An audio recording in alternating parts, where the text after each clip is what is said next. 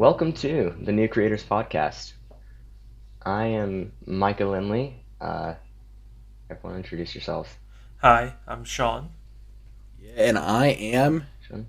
your friendly host, Ethan Dutton. Let's That was go. the. I can't believe that. I just went, "Hi, I'm Sean." Yeah, you actually did a proper intro right there. Yeah, I know. I'm not sure. So let's do go around. So we can start with Sean. So why don't you kind of like introduce yourself? Like explain like what you do, what you like to create.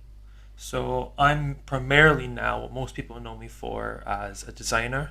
I mostly do landscapes, more kind of that kind of style. But I also do things like UI design and other just bits and bobs, some more experimental work as well. I also do the occasional meme. I'm a bit of a memester. Uh, a lot of people know me as Data or Oriali as well. I'm quite well known as those usernames online. And yeah,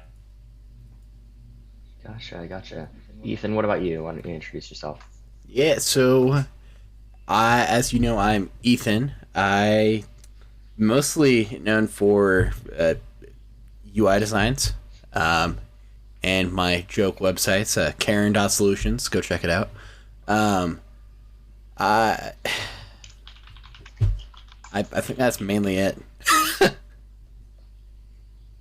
Karen Dot Solutions. I see. I haven't even been to Karen Dot Solutions, but this looks absolutely amazing. Oh, you better go if you haven't seen it. I mean, like, Oh, I'm here right now. This is amazing. Top I've notch. I've been there plenty of times. That's absolutely amazing. Okay, very nice. Well, I'm Micah. I'm Micah Lindley. I'm a graphic designer, web developer, and musician. I've been making things on the internet since around 2015, um, and yeah, I'm also a host. We're all three the hosts of the New Creators, so we should be here every time we record, unless something goes wrong. um, but yeah, I'm glad y'all are all able to make it. This is super exciting. We've been wanting to put this together for a long time. Yeah, Um, yeah, we've been trying to make a podcast for quite a while because me and Ethan tried to do one back in the day when we first started talking, but never ended up in anything. So this is really exciting. yeah, now, which one was that? Was that Scratch Design Cast or was it a different one? No, it was going to be called something like Ekman Data or something like that. It was like an amalgamation of Nice, our usernames. yeah, very and it cool. was it Okay, was all just right. gonna I be like didn't see. I didn't even know about that. funny stuff. I think. I think. Yeah. That's Yeah. fun. Yeah. So I Well, think this one is definitely a little more formal because we do have like topics that we're trying to talk about, but I am totally open. We can. It's very low key. We can just be chill. So, um, yeah. So what is this podcast? So the goal is a fun and practical resource for young designers, developers, or just like creators in general, and that includes artists, writers, like designers, musicians, or developers, anything that falls into like the creative fields. That's our goal. Um, uh, so we will hopefully have guests at some point throughout the design and development communities. Um, and this right now we don't have any guests, of course, because this is our first episode. We just wanted to test out the dynamic and everything. yeah. Um, yeah, you can get in touch by joining my Discord server, which you can find in the description of this podcast. Um, uh, you can also listen to it on Spotify, Anchor, Google Podcasts, Apple Podcasts, and wherever it's available. Um, so, uh, why did we create the podcast? So I felt that there was like a lack of content about content creation for young creators. There's a lot of stuff out there targeted at um, people who are already experienced in the industry, um, but there's not like any good general resource for that's specifically targeted towards like teenagers and young adults. Um, it's also kind of targeted to people that are wanting to move on beyond the Scratch community. Me, Ethan, and Sean have both been on Scratch for, or have all been on Scratch for how long? I've Uh, I've been here for about I think 7 or 8 years. yeah, I think you've been here the Yeah. longest because I've been around. Well, technically, I've been using Scratch as like an app since about like 2010, but If you're Gotcha. counting me on the website, I've been here for about 7 years. Yeah, actually, on the website, I'm Okay. pretty much What the about you, same Ian? 7 years. Gotcha. Okay, yeah. So we've been on Scratch for a while, and Scratch is still a really great community, but at some point, everyone reaches a point where it's time to move beyond Scratch, and so that's kind of another thing this podcast will serve to do is kind of a stepping stone from Scratch, with us being some people who have been on Scratch for a while and are still somewhat involved in the community there, but are also moving beyond that. Um, yeah, y'all have anything else to add to that? Goals for the podcast? Yeah, I think mainly the just kind of, third one really is that we just want to help people grow. That's yeah, Yeah, I took yeah, that. yeah, exactly. that's And pretty of course, much I think it's also just the fact that we want to do a podcast. yeah. So that's always. Yeah, We want to yeah, for inspire sure. Yeah, people. it's a ton of fun. Yeah. So, so we already talked a little bit about like what a creative is, like artists, writers, designers, musicians, developers, anyone who's a content creator. One of the things I left off that list is like video producers. That's another like really big aspect of Yeah. creativity, and can definitely hope to have maybe some guests on that have done that. I've done a little bit of that in the past, but I don't do it like professionally or anything like that. Um, but why would we have a podcast for all of these? So I think my main reason is creators get more together than they do alone. So like think of like any like major like marketing company. You're gonna have designers, you're gonna have developers. You might even have like digital music makers who would design stuff for ads. You'd have video producers, um, and no one person could professionally do all of those things at the same time. So creatives get more done together than they do alone. You could also think about video games or websites. Again, it's that all stuff that's done better by people from multiple creative fields. Yeah, you've also got other things such as like branding systems. So like big companies like Yeah, Google and so on use stuff like material design. That's not something that can be just like rolled out by one person. That has to be a team of creatives all coming together to make a unionized kind of design language that kind of makes everything feel cohesive. for sure. Yeah, yeah. yeah, that's a really good point. And like if we Yeah. look at just deeper into like those like design systems, right? The icons, those take a lot of time to perfect.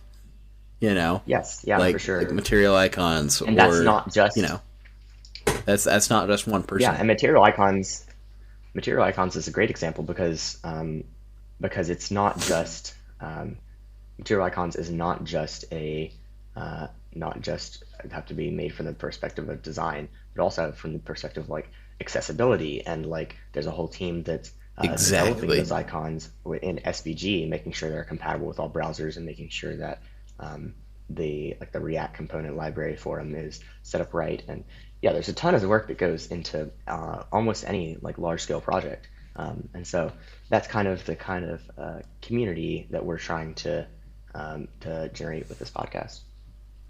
Yeah, totally agree with that. Yeah, Cool. Y'all got anything to add to that? Uh, well, you can also look at stuff like other companies, like Apple, for example. They actually have a very, since all their products are deeply connected to each other, that also makes it even more important that all the user interfaces feel like they're all kind of part of the same ecosystem. Because if Hmm. you had them all looking different, they just wouldn't feel very fluid or natural to kind of jump between. For sure. So Yeah, yeah, that's a good point as well. Yeah. but yeah, Well, all right. So we're going to move on to the news portion of this podcast. We're going to talk just a little bit about stuff we've seen on the internet lately, um, in the general fields of design and technology and all that. Um, so the first thing we're going to talk about is the Figma Adobe merger. I know Sean, you've had a little bit more uh, yeah. research on that, I'm right? fu- Why don't you tell us about that? I'm very passionate about this. So yeah, so are you on the what passionate annoys side of how bad it is, or the passionate side of, eh? I'm passionate in the fact that I think it's a bad thing because I feel that Yeah, with Adobe being the biggest company in the kind of creative space, to have them buy up one of their biggest competitors, which is Figma, is a really bad thing to happen. Now we virtually have no competition other than things like Affinity and Inkscape, which are nowhere near the same scale as Adobe in terms of how much money it makes and how wide of like a gamut they have in terms of like who they cater to. Yeah. For sure. Yeah, it's definitely a big deal. Yeah. I mean, Something about it really bothered me. I first found out when I came out of surgery. I was just scrolling through the news feed on my phone, and I'm like, "Oh, you gotta be kidding me!" Because I did not expect that to happen. It didn't surprise me. It more just disappointed me that like the owner of Figma, the owner of Figma decided Yeah. to sell the company. Well, and that's Considering like a lot of the Yeah. tweets it- because a lot of the tweets that he made in the past was saying about how they're meant to be a competitor to Figma, not Figma, Adobe, sorry. And it's just then the next minute he's now went and decided, oh no, I'm going to now sell my company to our enemy essentially. And the whole thing was that he literally tweeted, "We're not gonna get acquired by Adobe." And it was like what, like 5 years ago, 4 years ago, something like that. Yeah, And he's like, "We're not gonna get acquired by Adobe," and then here we are, getting acquired by Adobe. So yeah. yeah. And it's going to make things even. Yeah. Sorry. Sorry. The only thing that like scares me about this is, I mean, Adobe already has their free XD software, which we've all hopefully used once or twice. But now with them buying Figma and Figma coming out with these side projects like FigJam and all this other stuff, it's only a matter of time before there's a subscription to use Figma. I mean, and there kind of already is. Don't get me wrong, because you only get 3 free projects in a team, and then you have to pay. But it's only a matter of time before it becomes completely subscription bound, because it's Adobe. for sure. Yeah. Another problem I'm seeing is that like they're not gonna allow like Figma and XD to exist. So either one of them's going to replace the other, which in that case I think it'd be Figma would take over because Figma's just a more cohesive software. I don't know if y'all have used XD, but XD is Yeah. not It's fun bad. to work Yeah. with. It's horrible. It's not great. It's really Yeah. bad. I also think from a branding perspective, it would be better to use Figma, considering a lot of people like Figma as a brand compared to XD, which has a pretty rocky, relationship with its customers. For sure. Yeah, I know. I'm pretty sure they got in trouble from. I'm pretty sure Microsoft got in trouble from Adobe because they had a contract with Adobe to use XD for their UI designs, but internally they were using Figma because it's so much Yeah, better. I read an article actually about that a while ago because they're talking about how pretty much Adobe and Microsoft have had a very close-knit relationship for most of their existence because obviously internally they'd be using mostly Adobe products, but recently Figma's starting to take over in the terms of like the collaborative side of the business of what the teams are doing. So I think that kind of gave Adobe a bit of a scare because they're starting to lose their like iron grip. Yeah, on, like, and I think another thing is like you mentioned, like all the Figma side projects like FigJam and stuff, like there are like Adobe alternatives to almost all of those, and so again like they're going to be like folded in somehow to Adobe's ecosystem, whether that means replacing it or like merged in together. So I mean, you know what Yeah. I would just absolutely hate? Like, absolutely hate? If they ruined Figma's logo and put, like, one of those terrible Adobe change it to like icons. the 2-letter Adobe logos. Yeah, I hate Yeah, the make it Adobe look like the icons. Adobe logos. Yeah, The Adobe icons That- suck. They're that really would they're suck. really bad. Adobe I Adobe, if you're listening to this podcast, which you're not, but if you're listening to this podcast, please fix your logos. They don't mean anything. They're the most meaningless logos on the internet, and it's yeah, awful. especially when you have 'cause if you have them like your taskbar, they're indistinguishable from each other. Sure, I and don't some of the understand colors that. are. You have so many apps now that the colors are all duplicates too. So like you literally, Yeah. Yeah. it does not matter. The absolute worst logos. Yeah, they're horrible. Yeah.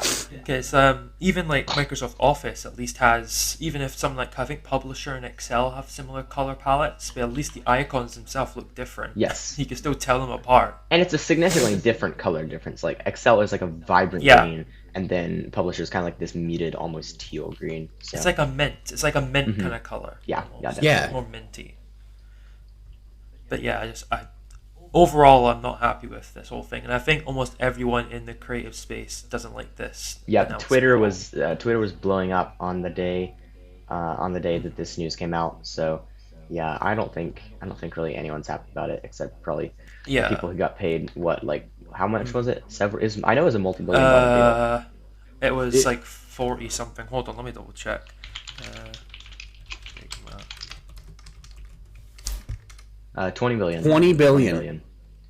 20 billion dollars. 20 billion. Yep, $20 billion Whew. acquisition. Yeah. So, yeah. Sheesh. And I think that also tells you how much Adobe wanted Figma if they're willing to pay that much for it. And I mean, I can't blame them because Yeah. it's a phenomenal software. And like you said, the collaboration Oh tools yeah. are like nothing else that's been seen aside from maybe like it was best executed in like Google Docs, like what we're collaborating in now. But Yeah. nothing in like the design space has ever been done to this magnitude and so well. So Yeah. 'Cause that's Yeah. the thing. Like XD was like their competing software, but it's nowhere near as good as how Figma was hmm because Figma is just so seamless and just it just works kind of thing. yeah, for sure. Yeah. But yeah. Well, all right. So Let's see what's next on our list. We have phone releases. So namely the iPhone 14 series, which was just released, and the Pixel 7 series, which should be released in not sure relative to when this episode is published, but either it'll already be released uh, or it'll be just about to be released. So Yeah. yeah. So I think I let's feel go like we're on gonna. a Shelton knows more yeah. about the iPhone, right?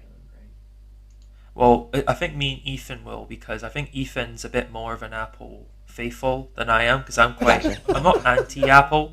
I'm not anti-Apple. I do own an iPad. I use Apple products. It's just I'm not someone who's like really deeply integrated into the ecosystem. Whereas if I remember correctly, Ethan's a bit more, Okay. Yes. into the So system. I've got 13 Pro, the latest MacBook Air M2 Midnight, Apple Watch, Oof. you know, all that Hmm.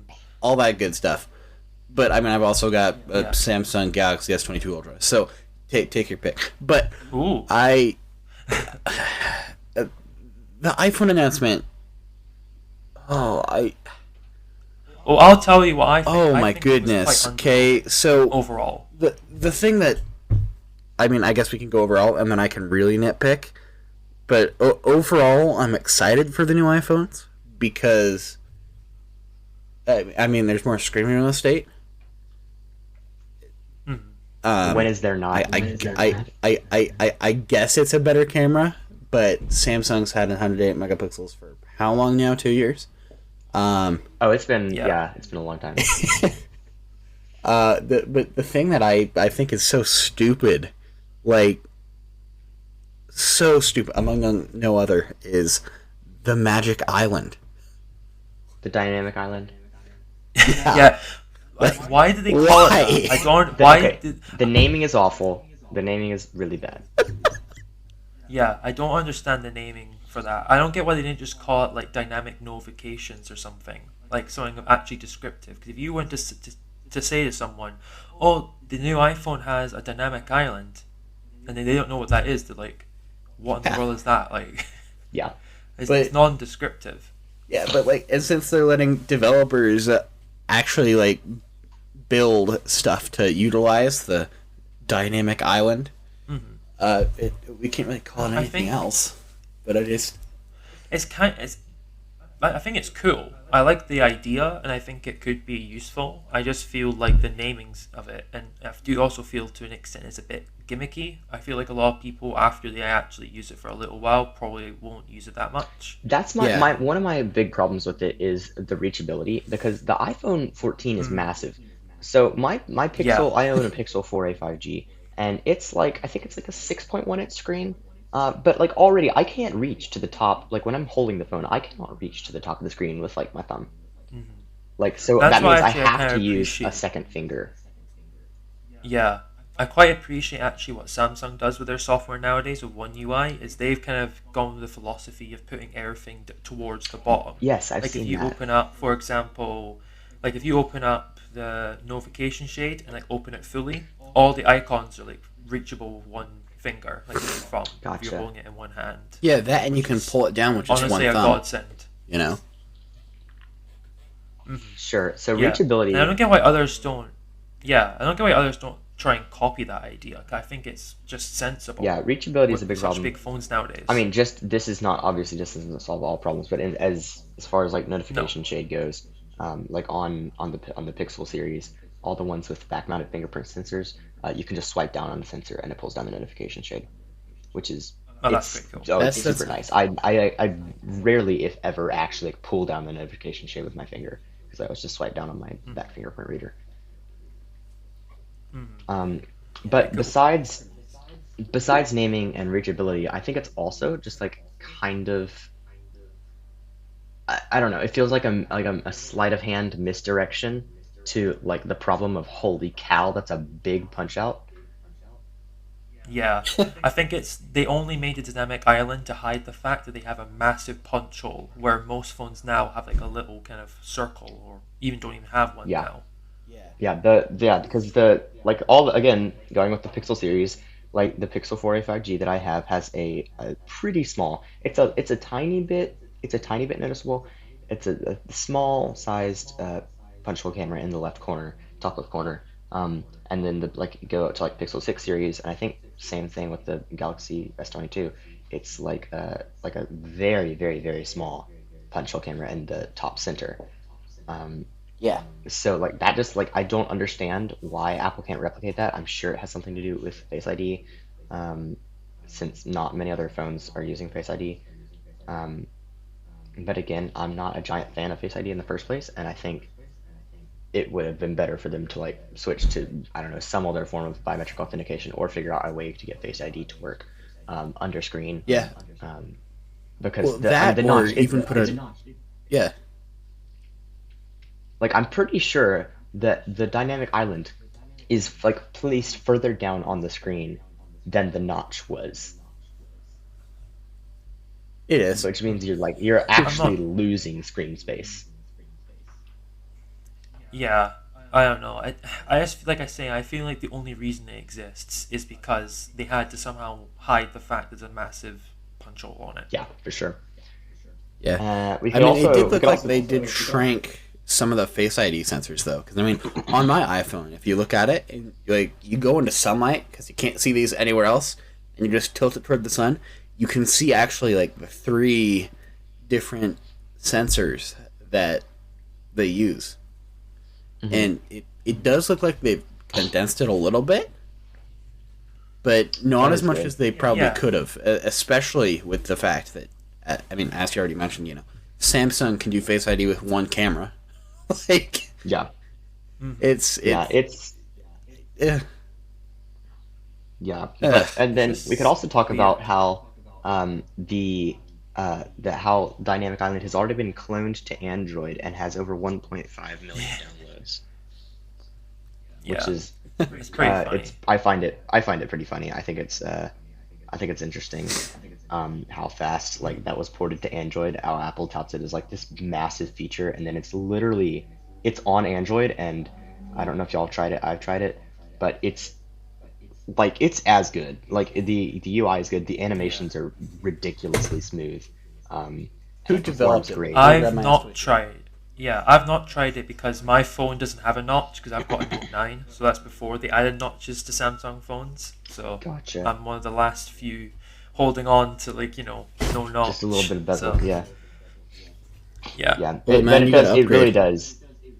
It's really just funny to see like how fast it's not. I'm not saying it's perfect. It's by no means perfect. There's a lot of things that can be improved, but like the fact that someone was able to recreate it with like the same level of smoothness as Dynamic Island, in like literally it was released before the phone itself was released. So like they took Apple's feature from them before it was even released.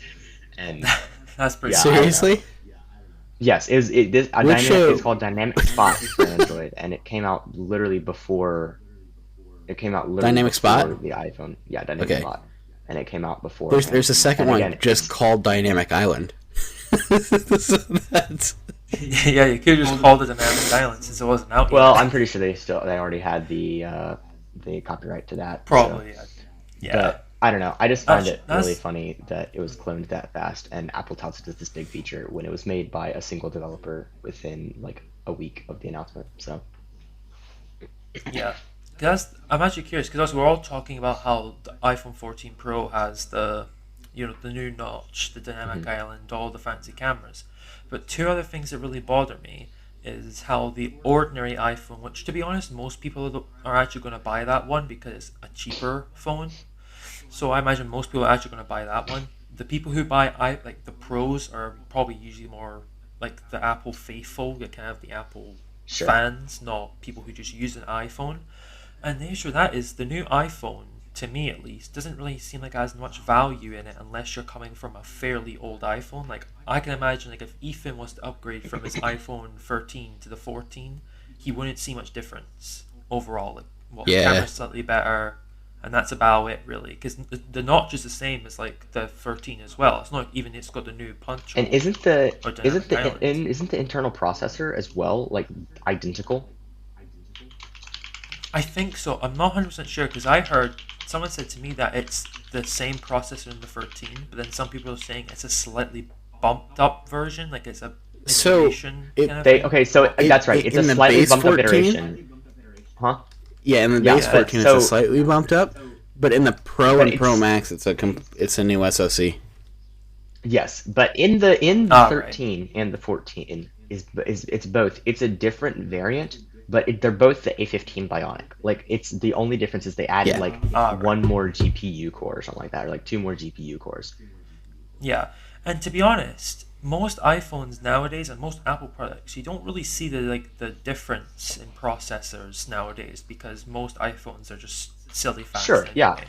Granted, maybe if you're like using an iPhone for something really like intensive, I guess, or really something really specific, you might notice. But if you're most people won't ever notice any difference yeah. speed wise. Yeah, I don't know. Yeah. My whole problem with iPhone releases in general is just that Apple claims every year it's faster, it's faster, it's faster, but there's no need for it to get that much faster. The only reason they're making Yeah, it faster is for Exactly. marketing purposes, so they can sell new iPhones. I mean, pretty the much. only Apple And I product also that feel you like it's want to kind be of faster is just a Mac. sorry, you guys. That's it. That's the only Apple product Yeah. that really needs to improve our fastness at the moment. Yeah, I can understand that. I also feel like especially this year, a lot of people were hoping for USB Type C to be Yes. adopted, which I think would be a good thing to do considering the iPad now uses USB Type C. The iPhone is one of the last products Apple makes that doesn't support it yet, and yet they're now not doing that until reportedly the iPhone 15.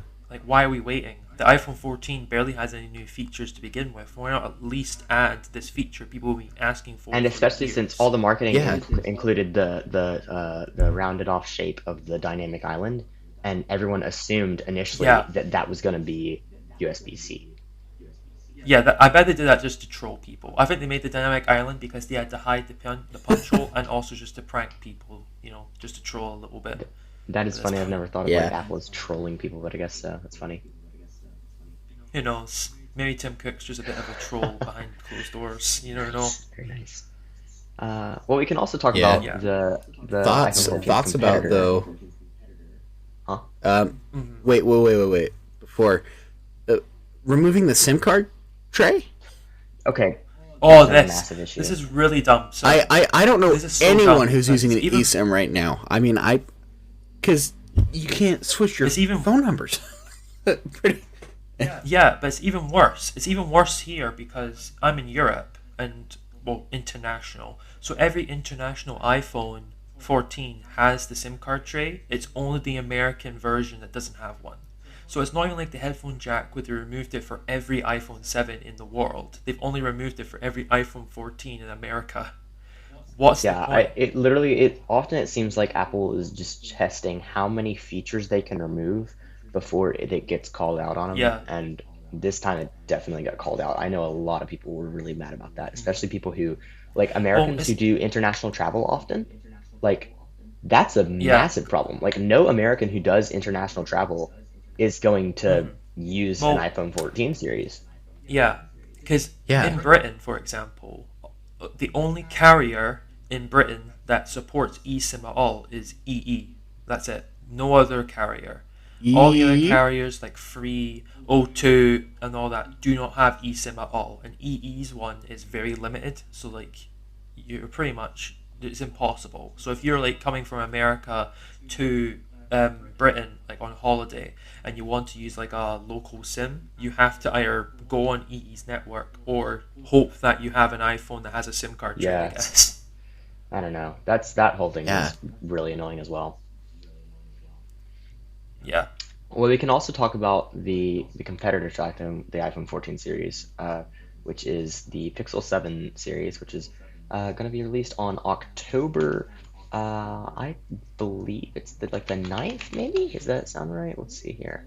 Um, Sounds like it's probably actually been close to it. uh, Yeah. announced. October 6th, coming October 6th. So they've already been announced, but Uh, I believe the event is coming out on the 6th. Now I'm what's known as a Pixel super fan. So that means I've owned multiple Pixel devices and I have certain perks. So I'm allowed to come to a special Pixel event that's hosted at 8 let's see here 8 p.m. Eastern time before the official event starts. That it'll be a little more private and I'll get a little more information before the official event. So I'm super excited for that.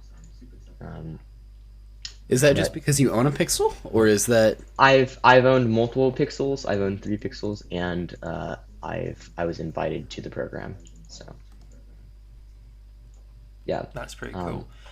I've nice? always thought about getting a Pixel, but I've always been a bit hesitant because of like certain like hardware kind of stuff. Because obviously the issue is Google isn't really a hardware company; it's a software company. So sometimes, like for example, the fingerprint reader on the six isn't that great. So I feel like it's always been a bit like, oh, it sounds really cool, but in practice, it's not. see, yeah, You know. that's a really good point, and I've heard that criticism a lot of the Pixel ecosystem. Um, Hmm. but in all honesty, I don't own a six. I haven't experienced the six's fingerprint reader yet. But Yeah. like every experience I've had with like a supposedly controversial Pixel device has been perfectly fine. So I owned a Pixel 1 XL, which supposedly had like massive bezels for its time and was not a very good phone.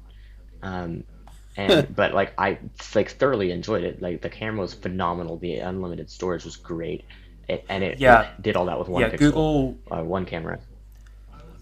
Yeah, because Google's cameras and their AI that also helps process those photos is next It level. is It's really good. incredible. And the other thing I really appreciate with the Pixel lineup, like since pretty much I think the two really is how bold the design is. Like even if I'm not the biggest fan of how some of them have looked, I like how Google's taking a more like kind of approach where the phones are distinctive. Like when I see a Pixel 6 out in the wild, I know that's a Yes, Pixel 6. It doesn't blend in, for sure. which I really like. A few years ago when the Pixel 3 XL was released, everyone like gave it a ton of flack because of the massive notch. Like it was a massive notch. Yeah. And like to be fair, it was a large size notch, but like I owned the 3 XL for like a year and a half, and it's it's really usable. Like it's you're not losing a lot of screen space. Like it looks weird at first, but you get used to it. And if you don't like it, you add an OLED background, and it's like still a phenomenal phone. The camera in that thing is crazy good. The processing speed is great, Mm. and then again, like the Pixel 4a 5G got flack for not like the 5G radio wasn't that great, and I'm using it, and the solution is just turn off the 5G radio because no one actually has like good 5G anyway. So Yeah, it's even worse in I Britain. can It's imagine. horrible over here. We have virtually, unless you're in You London, guys don't have you good have no 5G? chance, pretty much. I have We do okay. have I have 5G. like good I have 5G I have signal. really good 5G. I mean, I have 5G like wherever I go. I have like 100 down. See, okay. See, I have So my phone technically doesn't support it, so that's my issue. My Note 9 doesn't have a 5G gotcha, band, so but my dad does have a Note. What was it? No, not a Note. It's an S22 Ultra, so that's the equivalent gotcha. to the Note, and it has obviously 5G. So he sometimes get it, but obviously like I'm kind of like in not I'm not like in the most big cities in Scotland, because obviously Scotland's biggest cities are Glasgow and Edinburgh, and you can get it there. It's a bit better there, but like if you're in where I am, like I say, outside of those two cities, you're out of luck really, unless you just get a Sure. good spot. And like the US has like there's 5G signal almost everywhere. There was like previously 4G, but like it's like Yeah. fake 5G. It's not like actually like my phone will Yeah, say I it's have not. 5G all the Yeah, time, but I've turned it off because it wastes battery and it's yeah, Well, yeah. the So like identical speed to LTE. that's like that's what I've noticed with that, at least from like my phone, right? Do you have AT&T? No, I have well I actually have Tello, but it goes through T-Mobile. So they actually put up like upgraded 4G towers Uh-huh. called 5GE. Hmm. So that's the weird little 5G you're seeing. But like when it's 5GE, that means yeah, you're on LTE data. But they're just using And a 5G when 5G I'm on radio. 5GE, it's kind of like it kind of sucks. But once I switch over to like the actual 5G, it's fast, like very very fast. Yeah. Yeah. So that's interesting. But the other main thing that's coming out of that Pixel 7 event is the Pixel Watch, which I know a lot of people have been excited about. I've been excited about it because I've been waiting for an actually good wear OS yeah, watch for multiple years, and not only that, but like yeah, that'll complete like kind of like the Google device ecosystem because we've had a Pixel Chromebook now, we've had a the Pixel Slate, which was a tablet, we've had the Pixel phones, we have the Pixel Buds, so we now have like a full ecosystem once this Pixel Watch is released. So I for one, I'm really excited about it. I can't wait. yeah. I'm really waiting for that too, because I want to see Wear OS like in vanilla flavor really. 'Cause, like obviously Samsung's really the only other like carrier right now, a developer that actually has any kind of Hmm. slightly decent smartwatches, and obviously all of them they The run One like UI in a version, yeah. customized Personally, version because I some appreciate some of yeah what One UI does, but personally, as a designer, I appreciate Google's UI philosophy more. It's just like simpler. yeah I'm not a big fan of I the One UI. I pref- I agree. I prefer the look of and like stock Android that's Hmm. on the Pixels. But I will say the one, like I say, the best thing about One UI once you get used to it is Sure. the reachability, because Samsung knows how big their phones are. Because most Samsung phones now Yeah. are stupidly huge, so it's always good that at least they were thinking about at least trying to make things reachable. But other than that, I will agree that stock Android just looks Yeah. a lot better. Well, let's also talk. We can talk about.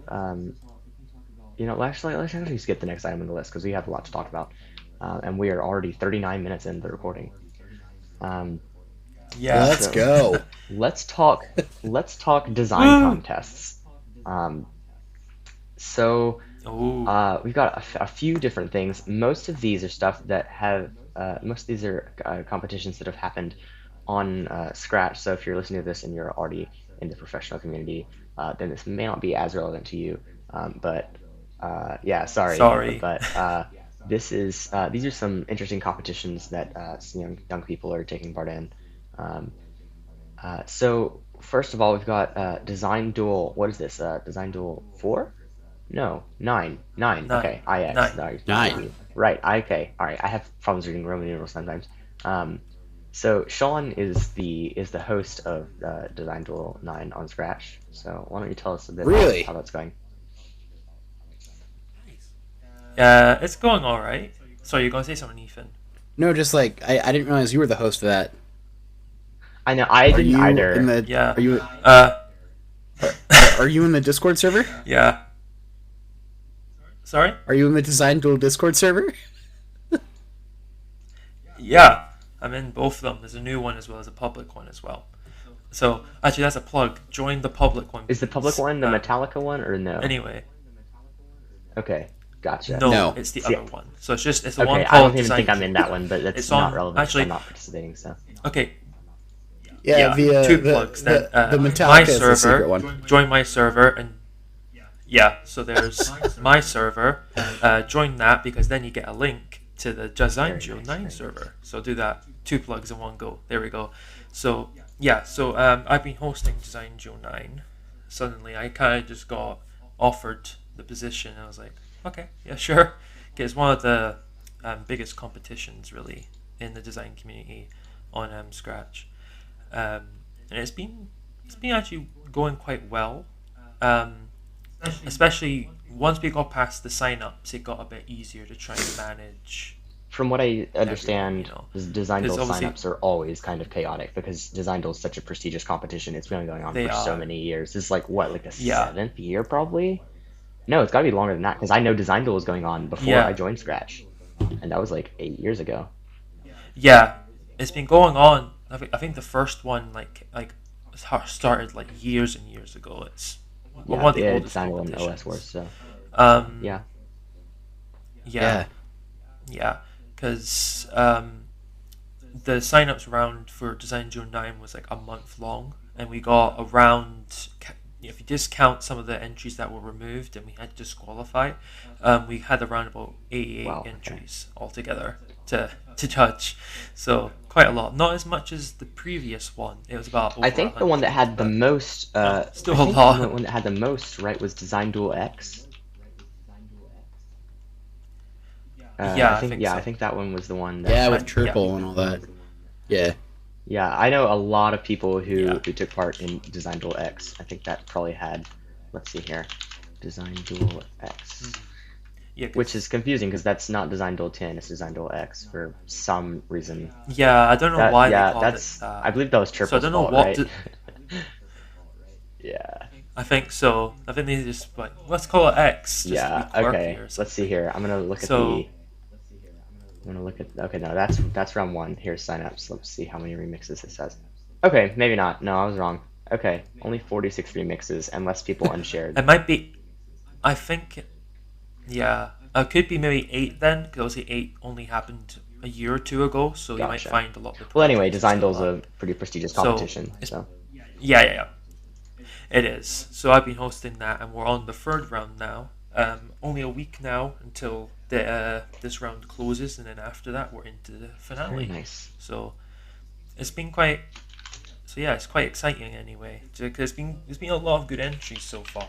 The previous rounds, because we've been giving them quite awkward prompts. So how it works is we tell people to base their design off of a certain theme. So for example, the theme for this round is nature or nurture, or you can do both at the same time. Obviously, if you do both at the same time, you might get higher points because of how difficult that can be to do. Yeah, gotcha. So yeah, but yeah. So it's like I say, it'll be quite interesting to see what entries we get this round, and then obviously the finale. I'm keeping tight-lipped on, not keeping that all secret until the round Very cool. drops. Very So cool. but Well, yeah, let's talk about a few other things on this very list. cool. We'll skip over Brand Battle 4 for now. What you can know about that is it's a oh, okay, I'm all one of the right. So judges, so that's unless pretty much all you Sean has any updates for that, I know that it's a branding competition and it's No, currently in. Oh wait, we it's are. over, right? It's It's on the no, finale. no. Okay. It's on the finale now. So it's on the finale now. We're not dead because people keep thinking that we're dead because we take forever to do the judging. But it's not my fault. I judge on time. It's everyone else's fault. Gotcha. So blame them. So Blame game. I'm passing the buck there. I'm passing the buck. But yeah, that's all I really Gotcha. have to say about that. Okay, and then we have OS Wars. So this should be a little more interesting. So what are we on here? OS Wars. Yes, we what do. Is this 7? Okay. 7, I think. 6. I've not really been Yeah, following me it all neither. too closely. Yeah, neither- Since I Neither have I. Basically, what we honestly, know. if I'm being honest, I mean, So for context, Yeah, I know it's been quite. So for context, OS Wars is a competition on Scratch again, where the users are formed into 4 or 5 teams. I think this year's 4 teams, based on different colors, and then they have to make an Yeah, operating this year system it's 4. over like I think it's like 5 or 6 rounds.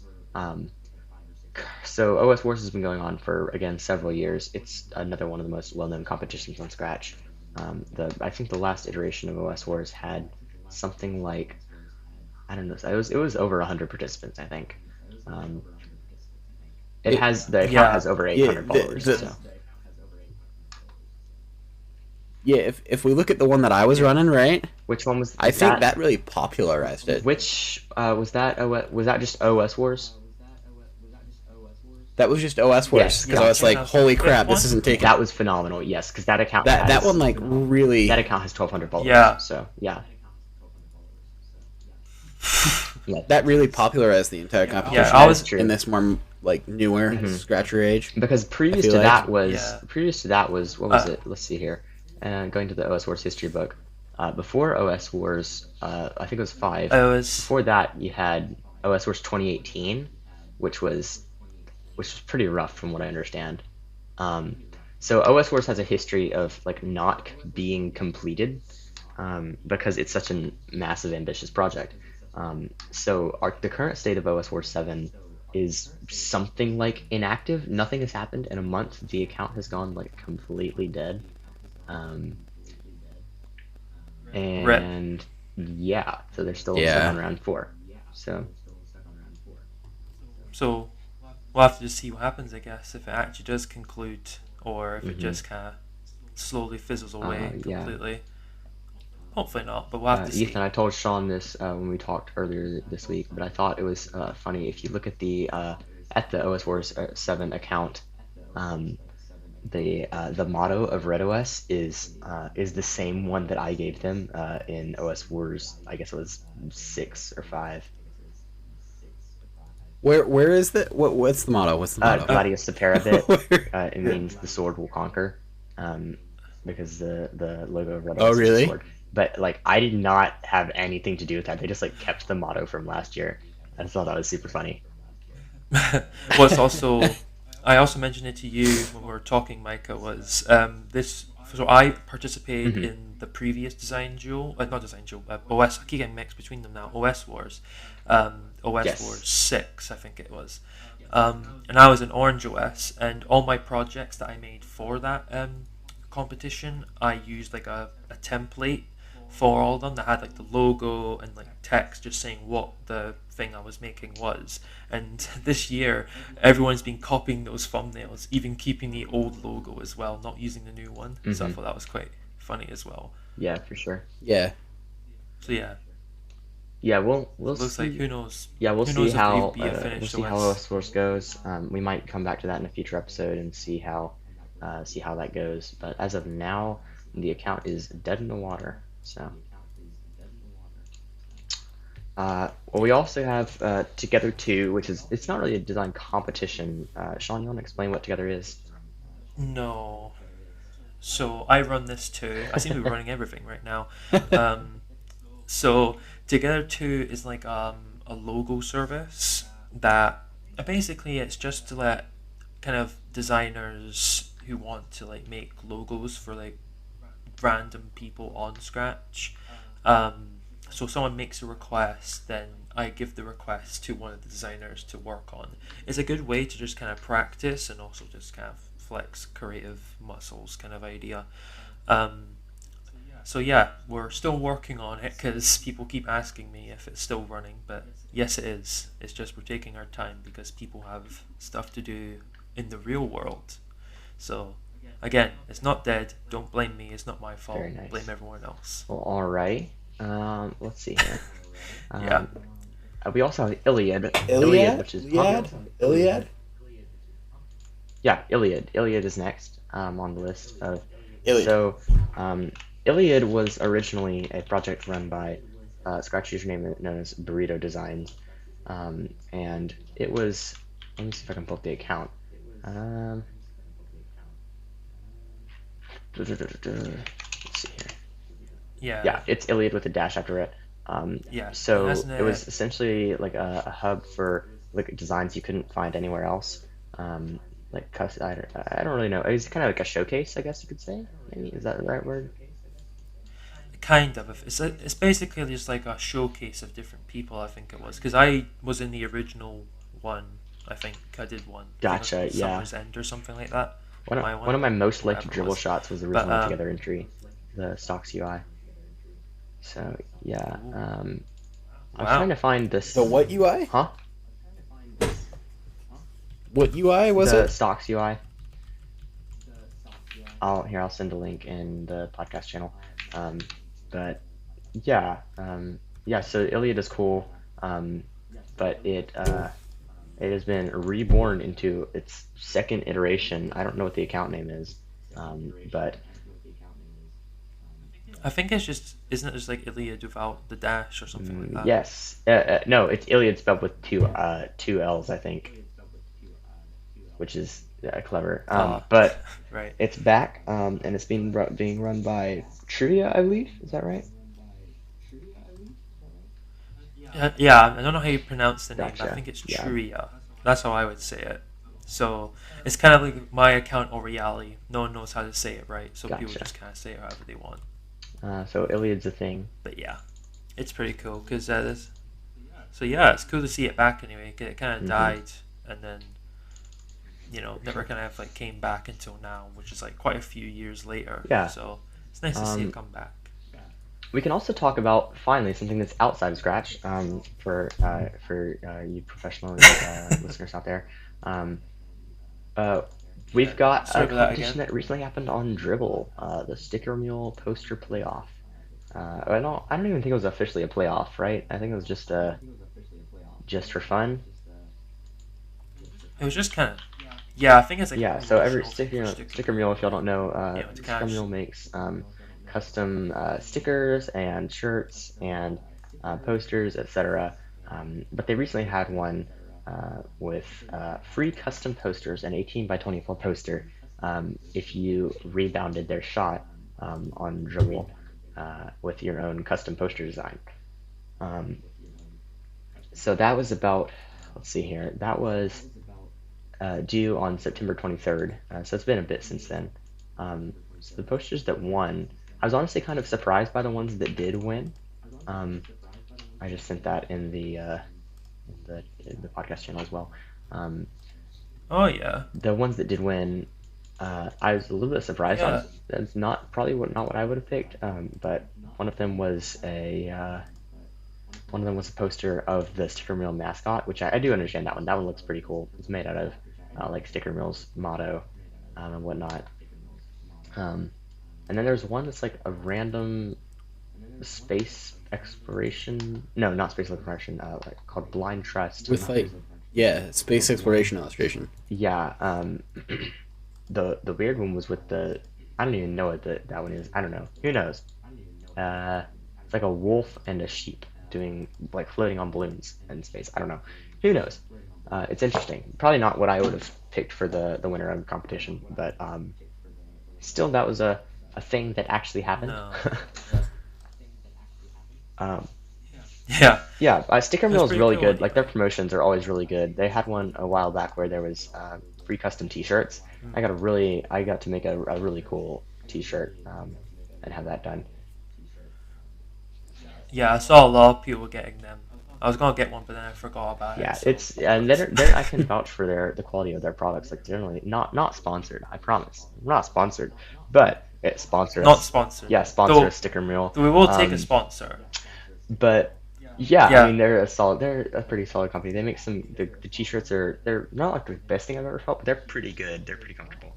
Um, and the yeah, the stickers uh, they make are really high quality vinyl stickers.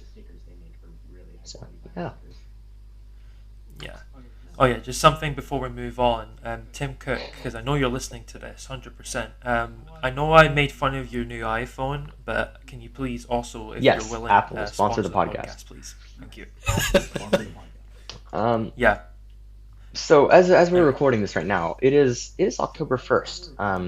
And so for some of y'all, that means the first day of spooky season.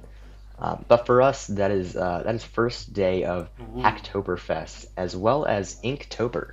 Um, so Hacktoberfest is a monthly, or not monthly, it's a month-long celebration of open source software. Um, it's run by DigitalOcean, I believe. It has been hosted by them for at least 2 years. I've participated in Hacktoberfest in 2020 and 2021. Plan on doing it this month as well if uh, I can get around to it. I'm currently in college, which means time is kind of short, but I'm excited for Hacktoberfest. It's generally a lot of fun. The way it works is um, you submit 4 different pull requests to open source software repositories. Um, and if they get accepted, then if all 4 get accepted, then you get a free T-shirt. You get some free stickers, free swag from DigitalOcean and Intel sometimes, and AppWrite, whoever their sponsors are. And it's a ton of fun. It's a lot of work, but it's a ton of fun. So if you're a developer out there, or even some projects even accept like design contributions and stuff like that. So if you're a developer designer who's looking to do something creative throughout October and want to earn some cool swag, then join Hacktoberfest. Yeah.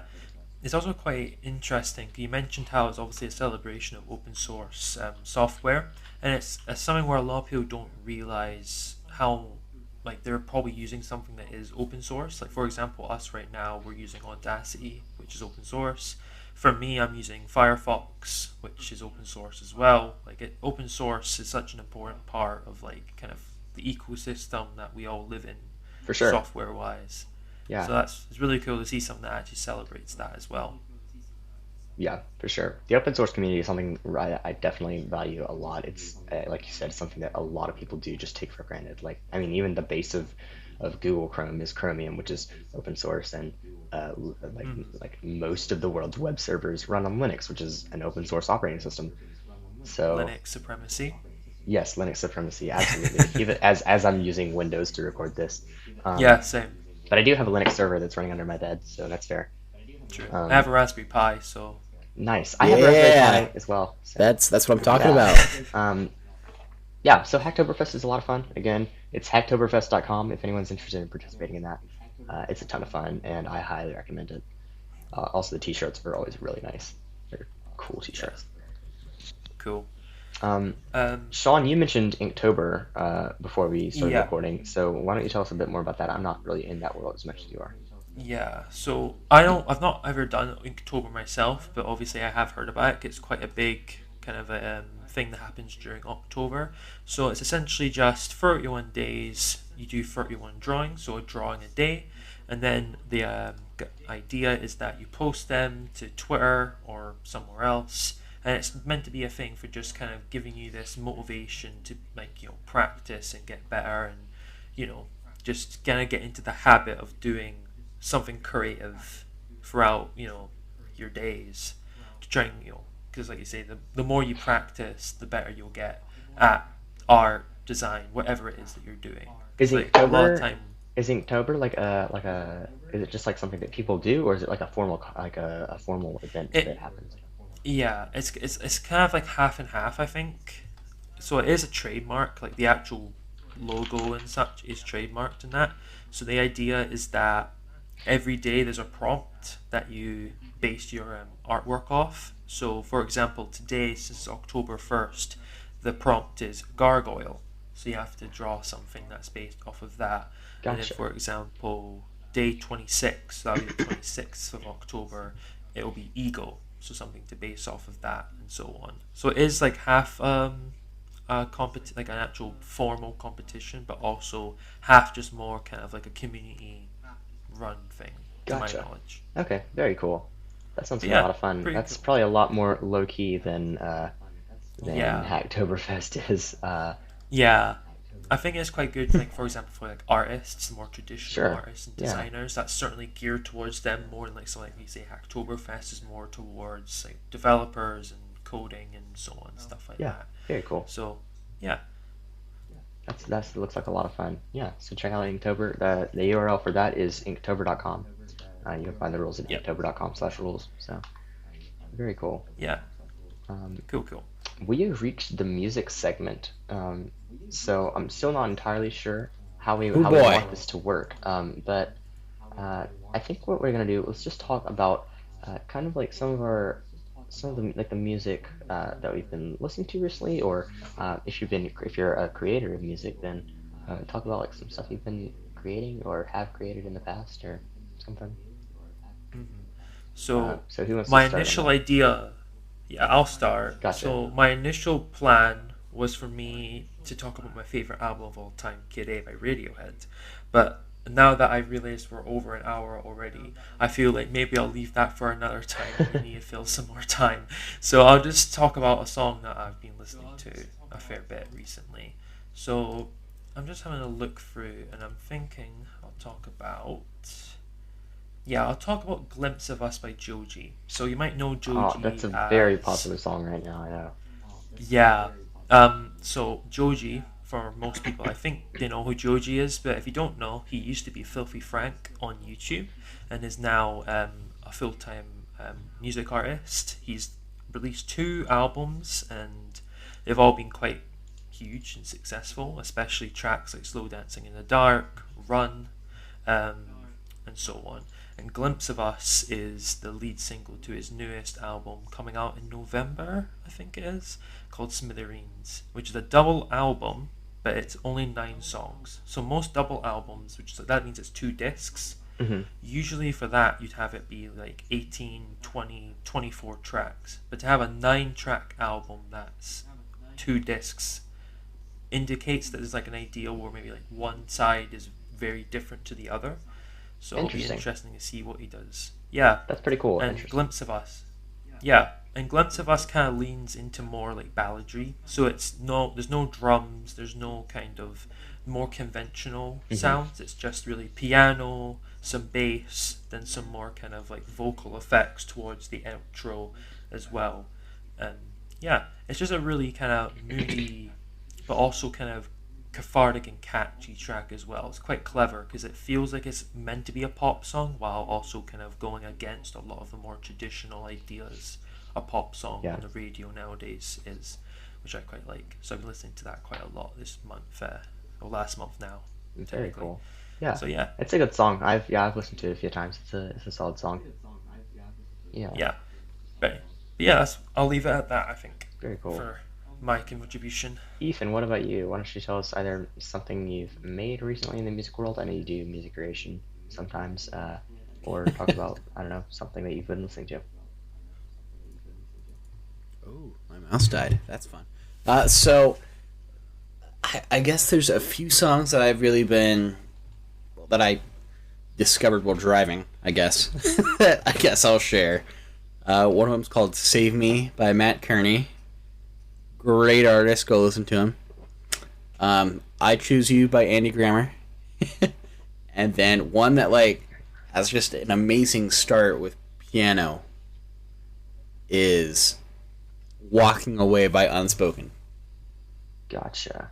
Hmm, Very fun. cool. That one's really good. I've heard, what's that second artist you mentioned? Andy Grammer. Yes, I've heard of him somewhere. I don't know what I've listened to him by, but interesting. Very cool. Well, I will talk just a Oh, moment Yeah. about kind of the small bit of music creation I've been doing in some free time. Uh, so I've been, I do like mainly like orchestral kind of music with like VSTs and whatnot. I use BandLab to make some music. I recently remastered a track I made a while ago. This was like 2 months ago though, but I recently remastered a track called um, Great Divide that I wrote, and it's on SoundCloud. Yo, you If you want to listen to it. remastered that? What? You remastered I that? did, and it's like a million times better. If you haven't listened to it, go listen to it. It's a ton of fun. Oh my Um, goodness. Because I mean, I remember that being a great orchestral song it was before. pretty fun, No? and that was when it was made in not Cakewalk. It was made in LMMS, and that was rough. LMMS is Linux Multimedia Studio, and it's a good software for like beat making, but it was not designed for orchestral sound making. Uh, and so it was interesting when I tried to do an orchestral piece of that. But now I've transitioned to Cakewalk, and so I just copied that LMS project into Cakewalk and tweaked a few settings, did some mixing, and I think it's a lot better. It used to be, yeah, it's a lot better than it used to be. Um, Cool. Oh, I am gonna have to hear this. yeah, it's a ton of fun. And but aside from that, I've actually been I don't know if y'all are familiar with Ultimate Guitar, but it's like a chords website. You can like read guitar chords Uh-huh. and piano chords and whatnot. Um, but I started writing chord charts on there because when you write chord charts on Ultimate Guitar, they give you free Ultimate Guitar Pro, which means like offline tabs and like no ads. It's great. Um, so if y'all Nice. didn't know about that, if y'all like to play piano slash guitar or anything like that, it's a ton of fun to just find songs that don't have tabs already on Ultimate Guitar, rewrite them, and then put them on Ultimate Guitar and get free Ultimate Guitar Pro. It's pretty nice. Yeah. Free stuff. Who can Yes, say no free to free that? stuff is the best. As a college student, I've learned to appreciate the art of the free thing. When you don't have that Yes. much income, then it's nice to have it is nice to have free stuff whenever you can get Yeah. it. 100%. Totally agree on that. Well, But I think that. Amen. we have reached the outro of the podcast. We are 1 hour and 7 minutes into recording. That is quite impressive for our first podcast. Um, I know. so let's reintroduce ourselves again. I'm Micah, I'm Sean. I'm Ethan. and this has been the New Creators Podcast. Again, if you haven't joined the Discord server, there's a link to that in this podcast description. Yeah. Also, Um, join my server. I mean, it has nothing to do with this podcast. Just join it. Hey, yes, yeah. and then join my server because Discord. It's dead. No, it's invite.vocalstudio.org. Join Oh wait, it. I need to get my invite link then. Hold on. It's totally easy to remember. I'll just do it off rip. Hold on. Is Okay. it tozhangout.versal.app? So it's yeah, you can go to my website, do that. Thanks, Micah. Or you can go to https://discord.gg/ the capital F lowercase q v4ubgjpp. There you go. That's the actual. Amazing. We have to cut this entire segment out for script. Really. Yeah. Oh, Yeah, the entire segment. Oh. Yeah. I'm waiting for the ban. Yeah. So next episode, join us. We may have a guest, possibly. We'll see how it works out. Yeah. And yeah, thanks for listening. If you got any feedback for us, you can go to any of our Scratch profiles, or if you're a professional, I know you can find me on michaelinley.com. There's plenty of platforms you can contact me with that way. For Ethan, you can go to ekmand.dev. That's Or- EKAM. No, EKMAND dot DEV. .dev. Ekmand.dev. Or alternatively, and for- you can just Google my name or Ekman, and all my stuff will pop up. All right. like, No need to indeed. flex that you had to turn up on like the first page of Google. Oh, have you seen what happens when you search my name on Google? No. It's like a million results for various platforms. Well, I'm imagine on. when you Google Sean Wallace, it's just nothing. What comes up with a TV show personality? That's called the That's absolutely what you are. You're Yeah. a TV show personality. Yeah. Well, I'm hey, also- and Yeah, you're Micah, I absolutely think not in here, I think but what's really cool honestly, though that's is that me and you have our own Google Knowledge panels. That's true, but mine is not really. Wait, is yours a knowledge panel or is yours Google My Business? Mine sometimes pops up as a knowledge panel. All right. No Oh, need to it's flex not. on me that hard. Jeez. Interesting. I gotta say, I can't get a knowledge panel pulled up for you. I can for me. If I search Michael Inley, then it shows up. Okay, well, it shows in my knowledge panel for Michael Inley, the music artist, which is not me. Don't be confused. But Well, yeah. I just Googled your name, and the first thing that comes up is your website. So much better. yes, than me that when, is true. If you search up my name, like I say, it comes up with some guy that was born in 1960, and it's like on some quiz show on TV. So Gotcha. Very fun. Well, hey, at least you're like, you've got you're private, so Yeah, You've exactly. got I'm a ghost. So anonymity that me and Ethan don't have, so that's a benefit, I We suppose. do yeah, not. We're pretty much out there. yeah, Yes, yes, we are. Well, thank y'all for listening. I appreciate y'all for tuning in, and we'll see you whenever the next episode comes out. We're not entirely sure what the recording schedule is going to be. We all live in different time zones, and it's a yeah. pain to try to get this set up. So we hope you enjoyed it.